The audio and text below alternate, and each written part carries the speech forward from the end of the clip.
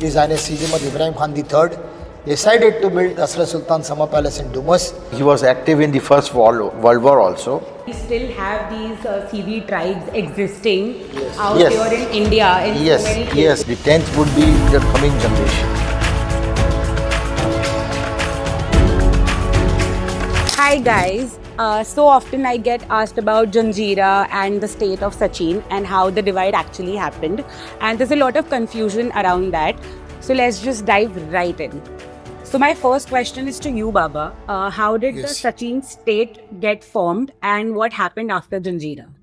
The Sachin state was formed in the year 1791. To be precise, 6 June 1791. First Nawab of Sachin was Sidi Muhammad Abdul Karim Khan, also known as Balu Mian. First Nawab of Sachin was also the Nawab of Janjira. In 1791, when the state was formed and it came into commencement, he became the first Nawab, and from then on the dynasty continued right up till the 9th Nawab, and the 10th would be the coming generation. Also, who was in the British Army? The 6th Nawab of Sachin, His Highness Sidi Muhammad Ibrahim Khan, was a major in the British Army, and he was active in the First World War also, and he was ADC to Lord Wellington.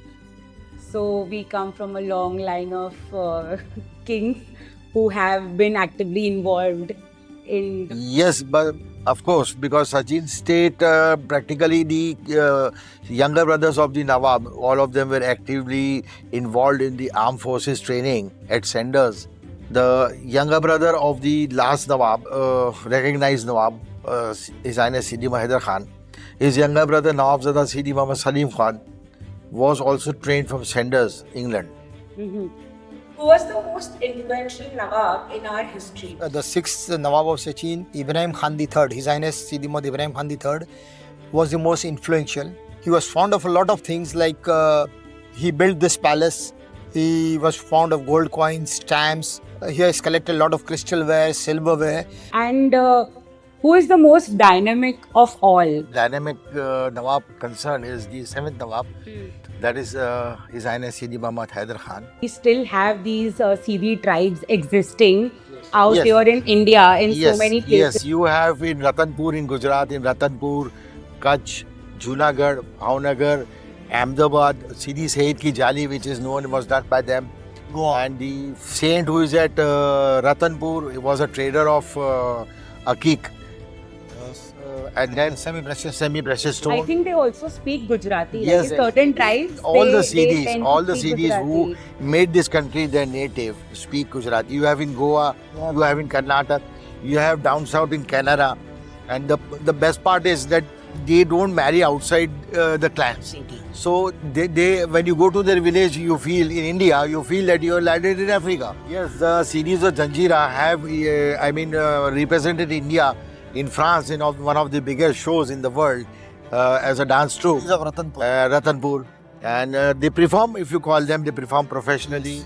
Only two families as the ruling families outside Africa, like I said, is state of Sachin and state of Janjira. So, what was the foresight? What was the vision after the Sachin dynasty was formed and established? What was the next step? Since Sachin state was well established and the 6th Nawab of Sachin was very influential, His Highness Sidi Muhammad Ibrahim Khan III decided to build Asra Sultan Summer Palace in Dumas, and we are proud that he did it, and we are trying to continue his legacy.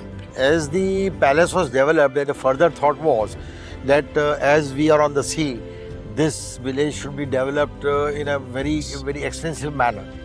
So, basically, we came from Africa, we went to Janjira, Yes. then we came to Sachin, and then now it's time for Summer Palace.